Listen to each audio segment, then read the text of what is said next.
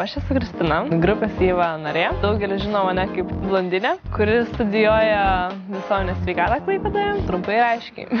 Laisvalaikis susijęs su grupės veikla be abejo. Iš tiesų yra daug koncertų, taipogi be abejo studijos, kurias pratęsiau ir šiais metais įstojau į magistrantūrą. Jeigu lieka savo dar laiko, skiriu tą laiką sportui. Nueinu pasilepinti masažus, pradžiu laiką su draugais, su artimiausiais žmonėmis praleidžiu daugiausiai laiko ir toks ir yra laisvas laikas. Olele fotosesija tai yra galbūt dar viena avantiūra. Tiesiog lengva ranka įsivėliau, nesigailiu visiškai.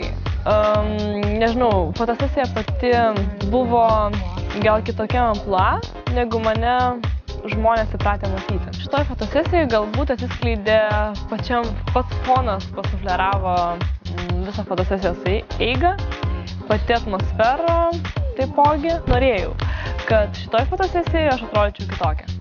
Ir aš tikiuosi, kad mums tai pavyko. Kadangi esu pati klaipėdietė, iš tiesų šita fotosesija man yra labai artima. Mes visur aplinkui matome laivus, be abejo, jie yra su inkarais.